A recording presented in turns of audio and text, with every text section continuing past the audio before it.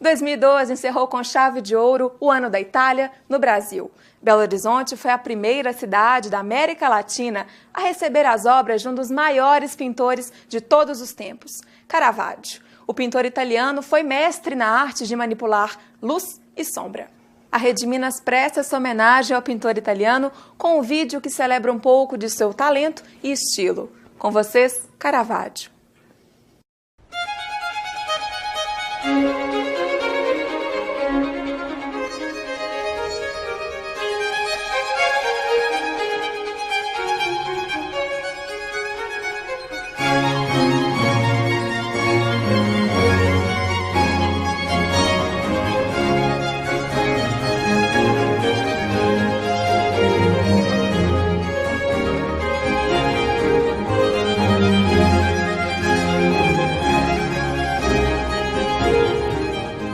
Todo mundo pensa na pintura, pensamos sempre no produto final. Esquecemos sempre que pintar é um ato que um pintor, um artista desenvolve e que vive essa pintura.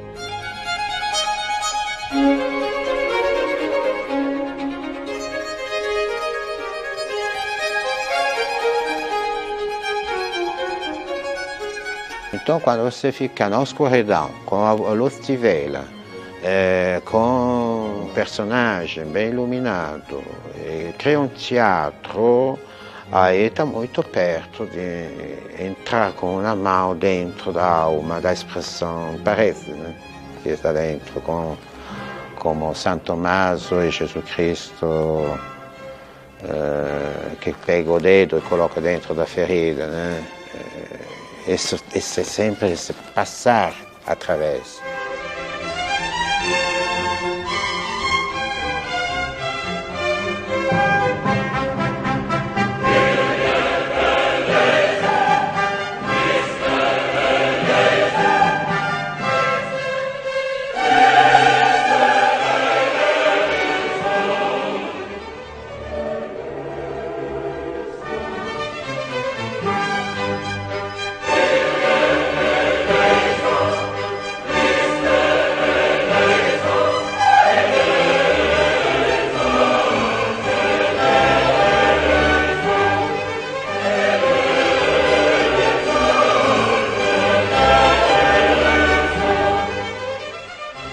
O nome ele se chama Merisi, Caravaggio é o nome da cidade.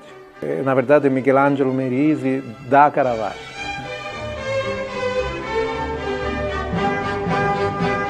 Muita gente chama ele de assassino. Ele é uma pessoa muito difícil, né? Estava na cadeia de semana sim, semana não, matou uma pessoa, teve que fugir, enfim.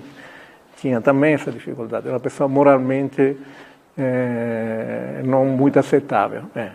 Mas não esquecemos também que muita gente era assassina naquela época, todo mundo era armado, se matava mesmo, se brigava mesmo, 30% da população estava dentro da prisão. Eles brigam muito entre eles, né? Há também o fato de uma ideologia tipicamente hispânica, que tem muita influência sobre a Itália, de forma geral, naquele momento, que é a ideia da fidalguia. Quer dizer, fulano anda armado. Andar armado significa que você é um fidalgo, né? Ou seja, o filho de alguém, né? É um homem, portanto, de alguma condição social. E quando você tem uma espada na mão, naturalmente, a coisa mais rápida que você faz é usá-la. E há, portanto, uma cultura da violência que é muito forte. Existe um legendário, não, em torno do Caravaggio, porque se tratava efetivamente de um tipo de artista que não pertencia a essa pirâmide hierárquica das academias, e exatamente ele vai, de certa maneira, antecipar o artista moderno, o artista maldito, e bom, foi extremamente funcional o fato de que ele fosse efetivamente funcional para nós, que ele fosse um temperamento explosivo, tivesse matado um fulano e brigado com outros, em suma, era um homem com temperamento colérico, evidentemente, E isso veio a calhar exatamente para esse tipo de artista que o mundo contemporâneo procura.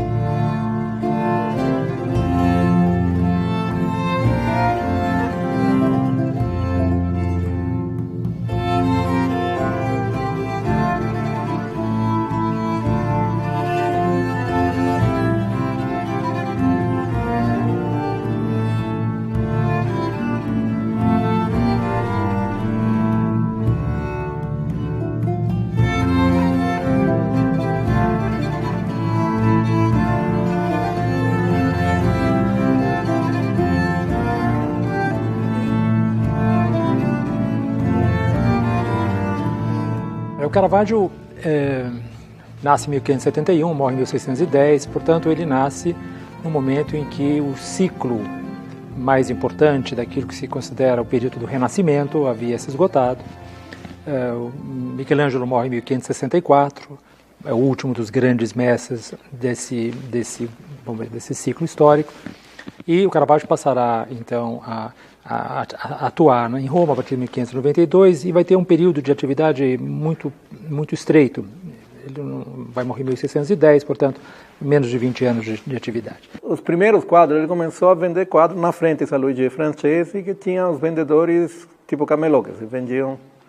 É aí que ele foi descoberto por esse cardinal, que era Ferdinando Del Monte, que morava do lado, e passou a trabalhar teve o ateliê numa das salas de baixo, a partir de baixo desse palácio. E, portanto, o cardeal Del Monte, que era um homem de uma enorme cultura também, toma sob sua proteção, um homem de grande cultura e de grande gosto, de grande percepção artística, e toma sob sua proteção o Caravaggio, e não só, portanto, faz o Caravaggio morar na casa dele, pintar para ele, mas também agencia o Caravaggio para grandes encomendas, né? E aí, de repente, chega esse pintor que pretende que a única interesse dele é copiar a realidade, que para ele não faz nenhuma diferença pintar uma figura humana ou uma maçã, para ele é a mesma dificuldade, e que pinta aquilo que está na frente dele, e pronto. É, de fato, o contrário de toda a teoria da época, né? E tem um impacto técnico impressionante, porque de fato todo mundo começa a tentar entender como é que ele faz. E tem um impacto cultural enorme, porque aí ele embaralha todas as categorias da arte da época. O Caravaggio foi um pintor extremamente popular na época dele. Por outro lado, é um pintor muito difícil de classificar, porque o tipo de representação que ele fazia, tão realista, inclusive em aspectos, digamos, pouco agradáveis da realidade, pé sujo, enfim, era admitida, mas se fosse pintura de gênero, que representa mendigo, enfim. Ele não, ele fazia pintura sagra. O que o Caravaggio vai fazer é utilizar nesse tipo de representação sagrada, portanto, de alto repertório, elementos, figuras que eles tomam do povo. E, portanto, vai criar, em alguns momentos, certas reações, que são reações de rejeição, porque efetivamente parece indecoroso. Era uma pintura, digamos, muito pouco idealista, pelo princípio de que deveria ser arte na época. Por exemplo, o caso da Morte da Virgem, em que ele vai, como se sabe na época, a crônica na época, ele pega uma prostituta que havia se afogado no Rio Tibre e usa como modelo, a Lanina, como ela era chamada, e ele usa como modelo para a Morte da Virgem, e esse quadro será então rejeitado. Porque pegava prostitutas com pés sujos, porque pegava a realidade.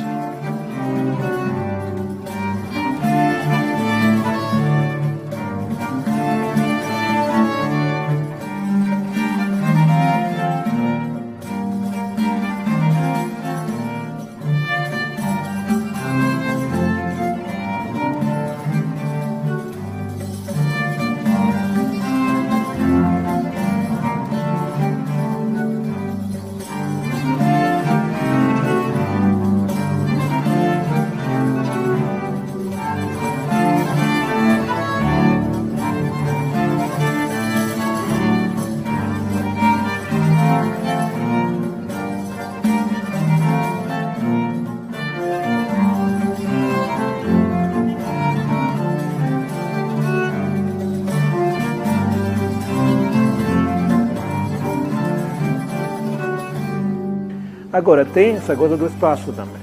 Não tem mais a caixa de perspectiva. As figuras estão todas em primeiro plano.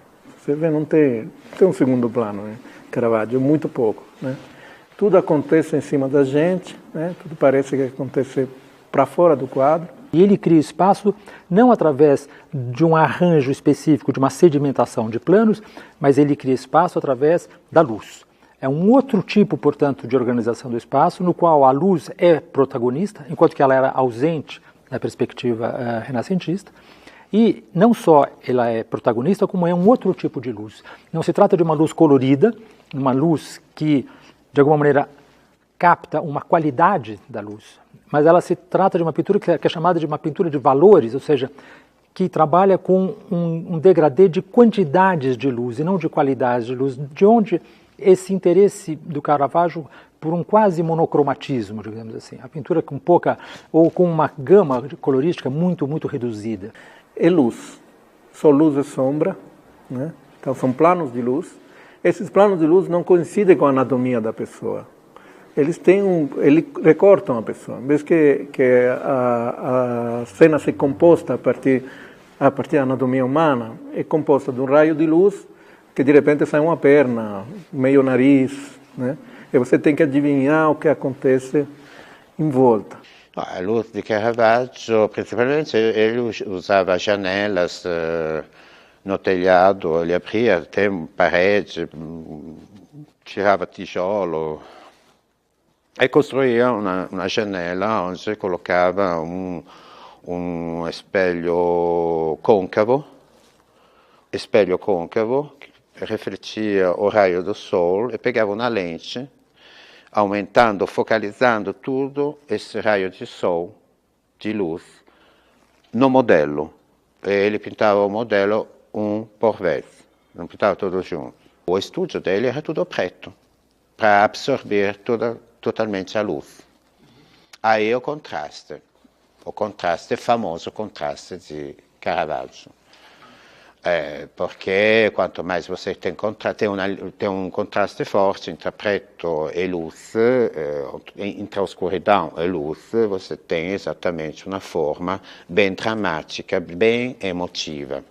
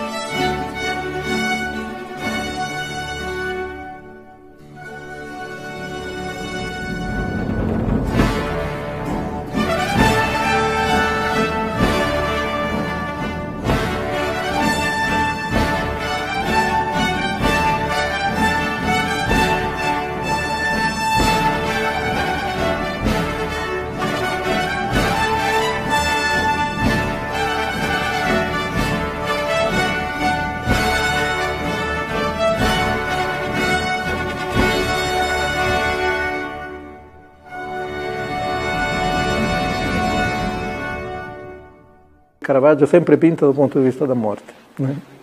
Quer dizer, do corpo quando já é o mero corpo, enfim, né? Esse ponto de confim é a temática de Caravaggio, a morte e a vida, o traspasso, o momento de traspasso, que não é só a morte, porque ele com o garoto, com o ramarro, que dá uma mordida no dedo dele, attraversa um momento de agito, um agito extremo, mas é um momento real, de realismo, mas é sempre um traspasso, uma medusa com a cabeça cortada, aquele sangue que sai.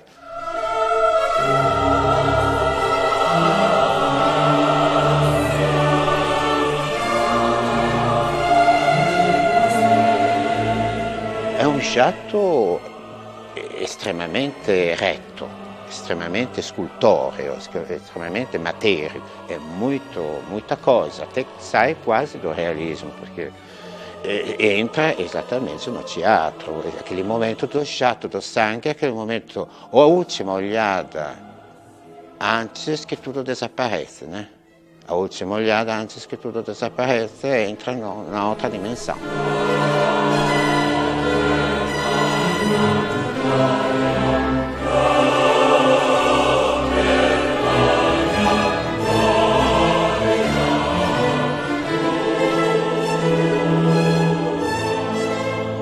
Esse culto da morte, aliás, é muito próximo da segunda metade do século XVI.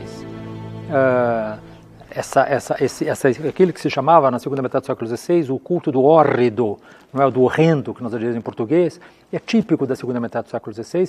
Se você pega as tragédias, a tragédia é um gênero que está surgindo exatamente em meados do século XVI, ela começa na primeira metade, mas ela atinge uma certa grandeza, vamos dizer assim, a partir de meados do século XVI, e você vê, em geral, as tragédias da época são tragédias muito mais sanguinárias do que as tragédias que nós conhecemos hoje. Mesmo se você pegar, por exemplo, algumas tragédias do Shakespeare, como Ricardo III, por exemplo, não sobra ninguém vivo, né? Então, o gosto do ketchup, né, é enorme naquele momento, e nesse sentido, portanto, o culto da morte é muito desenvolvido. O Caravaggio até tem um uso daquilo relativamente moderado. O que interessava a Caravaggio era o traspasso. E não era só violento, era muito doce. Na Fuga do Egito ele pintava o anjo, ele pintava a Virgem, pintava São José. E naqueles quadros era muito doce, muito elegante, era muito assim, carinhoso, muito amoroso. Então, um pintor que pode pintar com tanta energia de amor, pode ser que essa energia de amor fosse também a sua compreensão do sofrimento e da solidão.